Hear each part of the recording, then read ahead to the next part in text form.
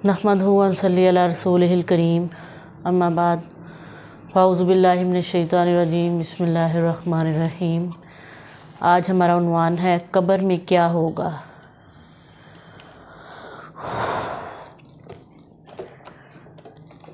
कब्र ये एक बहुत छोटा सा इम्तिहान है।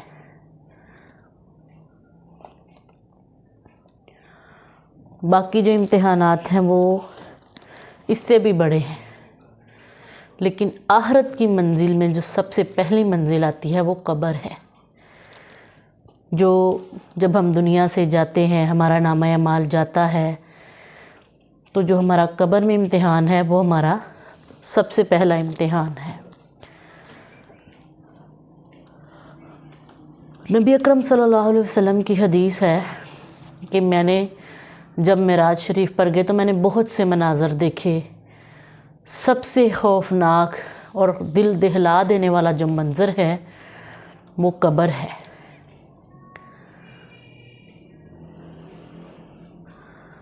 कब्र जिससे अल्लाह के नबी भी दुआ मांगा करते थे कि या अल्लाह मौत की सख्तियाँ और कब्र के अज़ाब से महफूज रखना। अल्लाह ताला ने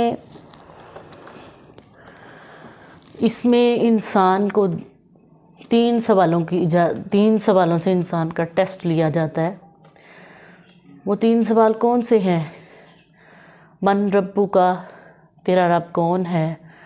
मा दीनु का, तेरा दीन क्या है? मन नबीयु का, तेरा नबी कौन है? नबी अकरम सल्लल्लाहु अलैहि वसल्लम ने फरमाया कि जो शख्स ईमान वाला है, जो इन तीन सवालों के जवाब देगा, उसके साथ क्या होगा कि अल्लाह ताला उसकी कब्र को एक हरे भरे बागीचे की मानिंद कर देंगे और नूर से, ठंडक से, रोशनी से भर देंगे और वो बहुत खूबसूरत नज़ारा होगा। जबकि इसके बरक्स वो लोग जो अल्लाह को नहीं मानते या जिन्होंने अल्लाह को तो मानते हैं लेकिन इन सवालों के जवाबों का ही नहीं पता। अल्लाह के नबी की हदीस है कि वो लोग जो जहन्नमी हैं, जो आग में दाखिल होंगे, जब उनको कब्र में दफनाया जाता है और जब उनको दफनाने वाले वापस जा रहे होते हैं तो वो मुर्दा उनके जूतों की आवाज़ सुनता है। और जब कब्र में फरिश्ते उससे सवाल करते हैं तो वो ये कहता है कि हाँ, मेरे सामने लोग नाम तो लिया करते थे इनका, लेकिन मैं नहीं जानता इनको। मैं भी बस लोगों की तरह नाम ही ले लेता था, लेकिन करीब से जानना वो मैंने कभी नहीं किया। तो अल्लाह के नबी की हदीस है कि अल्लाह ताला उसकी कब्र को तंग कर देंगे और फरिश्तों को हुक्म दिया जाएगा कि इसके लिए आग का बिस्तर और आग का लिबास लेकर आओ, जो उसको पहनाया जाएगा। और उसकी कब्र को भी तंग और अंधेरी और बदबूदार कोठरी में तब्दील कर दिया जाएगा। और जो कब्र का अज़ाब होगा, जो उसे सज़ा मिलेगी, वो सज़ा क्या होगी कि अल्लाह के नबी ने फरमाया, मैंने मेराज में देखा कि ऐसे शख्स अल्लाह ताला उस पर एक नाबीना, अंधे और बहरे फरिश्ते को मुकर्रर कर देंगे, जो ना देख सकेगा ना सुन सकेगा, यानी कि उसको रहम ना आए। जब वो अल्लाह के नबी ने फरमाया कि वो इसके सर के दरमियान लोहे के हथौड़े से इस कदर ज़ोर से मारेगा कि एक तो उसके दो टुकड़े हो जाएंगे और वो उसकी चीख जो होगी वो इतनी दर्दनाक होगी कि दुनिया में इंसान और जिन के अलावा सारी मखलूक़ात उस चीख को सुनेगी। अल्लाह के नबी ने फरमाया कि अगर अल्लाह ताला दुनिया में उस चीख को, उस आवाज़ को जो कब्र में अज़ाब होता है, दुनिया में अगर वो इंसान सुन ले तो कोई रूए ज़मीन पर कोई ज़िंदा ना बचे। इस कदर खौफनाक आवाज़ें होंगी वो। और जो इसके बरअक्स जो जन्नत में जाने के अमल करेंगे, जन्नती होंगे, उनको अल्लाह ताला जन्नतों में से ही एक नज़ारा, एक बागीचा अता फरमाएंगे। ठंडे पानी की नहर होगी, उनकी कब्र को भी अल्लाह ताला कुशादा कर देंगे और नूर से भर देंगे। और वो इंसान कामयाब है। वो कब्र में भी होगा तो उसे परेशानी नहीं होगी कि मैं कहाँ हूँ। जबकि वो लोग जो जहन्नमी होंगे वो रोज़ یہ فریاد کریں گے کہ ہم کہاں ہیں، ہم یہاں سے باہر کیوں نہیں نکل سکتے۔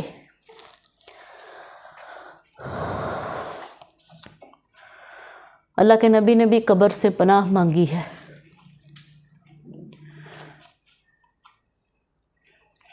ہم کبھی اس کو سوچیں، اس بات کو کہ زمین میں کئی فٹ گہرائی میں بالکل اندھیرا ہے، نہ لائٹ ہے، نہ پنکھا ہے، اور نہ ہی کوئی مدد کرنے والا ہے، نہ کوئی آپ کی آواز سننے والا ہے۔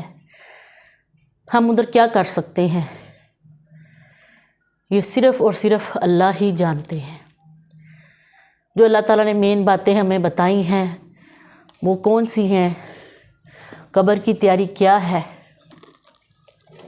کہ آپ کو ان سوالوں کے جواب آنے چاہیے۔ جواب بھی ہمیں تب ہی آئیں گے جب ہم نے ان پر عمل کیا ہوگا، اور جب ہم ان پر عمل ہی نہیں کریں گے تو ہم اللہ کو کیا جواب دے سکتے ہیں؟ اگر ہم اللہ کی عبادت کرتے رہے، نمازیں پڑھتے رہے، اللہ کے احکامات کو مانتے رہے، قرآن پر عمل کرتے رہے، حدیث پر عمل کرتے رہے، تو ہم بتا سکیں گے نا کہ ہمارا اللہ ایک ہے، ہمارا اسلام دین ہے، نبی اکرم صلی اللہ علیہ وسلم ہمارے نبی تھے۔ تو تبھی ہماری قبریں ٹھنڈی ہو سکتی ہیں، ہمیں جنتیں مل سکتی ہیں۔ اور اگر ہمیں سوالوں کے جواب ہی نہ آتے ہوں تو پھر یہ سوچیں کہ یہ تو ابھی ایک امتحان ہے، جب آخرت میں جو بہت سے امتحانات ہیں اور بڑے سخت ہیں، ہم ان میں سے کیسے گزر سکتے ہیں؟ اگر ہم اسی امتحان میں کامیاب نہیں ہیں، اگر ہم اپنی قبر کو ہی روشن نہیں کر سکتے تو ہم آخرت میں کیا کریں گے؟ اگر ہم اپنی قبر میں ہی عذاب کے مستحق قرار پائے جاتے ہیں تو آخرت میں تو جو سزائیں ہیں وہ تو ابدی ہیں۔ اللہ سے دعا یہ کرنی چاہیے کہ اللہ ہمیں قبر کے عذاب سے محفوظ رکھے، ہماری زندگیوں کو اس طریقے سے گزارنے کی توفیق دے کہ ہم قبر میں بھی جائیں تو ہم اللہ کے سوالوں کے جواب جو ہمیں فرشتے پوچھ رہے ہیں ہم آسانی سے دے سکیں۔ ہم جب کوئی فوت ہوتا ہے ہمیں 2-4 دن بڑی دہشت آتی ہے، ہم قبر کو یاد کرتے ہیں، لیکن اس کے بعد پھر ہم دنیا کی رنگینیوں میں مگن ہو جاتے ہیں، ہم بھول جاتے ہیں کہ ہمارا انجام کیا ہونا ہے۔ قبر کی مٹی انسان کو ایک دن میں 70 مرتبہ پکارتی ہے کہ اے انسان، کس چیز کی اکڑ ہے تجھ میں؟ آنا تو نے میرے اندر ہی ہے۔ آپ دیکھ لیں دنیا میں بڑے بڑے ذمہ دار، جاگیردار، بہت بہت پیسے والے لوگ گزرے ہیں، آخر جن کا انجام ہے وہ کیا ہوا؟ قبر میں گئے، نہ زمین ساتھ گئی، نہ دولت گئی، نہ پیسہ گیا، نہ وہ حکمرانیاں گئیں۔ قبر میں ہمارے پاس کیا ہوگا؟ ہمارے نیک اعمال جو ہم آج کرتے ہی نہیں ہیں۔ ہم نماز بھی پڑھیں تو بس لگے بندے بس پڑھ کے کام ختم کر دیا۔ یہ ذمہ داریاں ہیں ہم پر، جیسے ہم اپنے کاروبار کو لے کر، اپنے کاموں کو لے کر ذمہ دار ہو جاتے ہیں، یہ اللہ نے بھی ہم پر ذمہ داریاں ڈالی ہیں کچھ، کہ میرا بھی حق ادا کرو جس نے تمہیں سب کچھ دیا ہے۔ آج اگر اللہ تعالیٰ کسی کو ذلت دیتے ہیں یا کسی کو عزت دیتے ہیں تو کوئی انسان اس کو کم یا زیادہ نہیں کر سکتا۔ کیوں؟ کیونکہ یہ چیزیں اللہ کے اختیار میں ہیں، انسان کے اختیار میں اللہ تعالیٰ نے نہیں رکھی۔ ہم لوگ ذرا سا اوپر ہو جائیں، ہمارے پاس 4 پیسے آ جائیں، ہم کہتے ہیں جو ہم میں وہ دوسرے ہے ہی نہیں۔ ہم اللہ کو ہی بھول جاتے ہیں جس نے سب کچھ دیا ہوتا ہے۔ جو ذات دینے پہ قادر ہے وہ چھین لینے پہ بھی قادر ہے۔ ہم چاہے امیر ہیں، چاہے غریب ہیں، چاہے درمیانہ طبقہ ہیں، اللہ کی ذات ایسی چیز ہے جسے ہمیں ہر وقت یاد رکھنا چاہیے کہ ایک ذات ہے جس نے ہمیں دوبارہ اٹھانا ہے، ہمیں مارنا ہے، ہمیں دوبارہ اٹھانا ہے، اپنے سامنے پیش کرنا ہے۔ ہم ادھر کیا جواب دیں گے؟ اللہ سے دعا یہ کرنی چاہیے اللہ ہمیں قبر کی سختیوں سے محفوظ رکھے، اللہ تعالیٰ ہماری قبروں کو بھی ویسے ہی ٹھنڈا بنائے جیسے نیک پرہیزگار اور جنتی لوگوں کے لیے ہے۔ آمین۔ وما علینا الا البلاغ المبین۔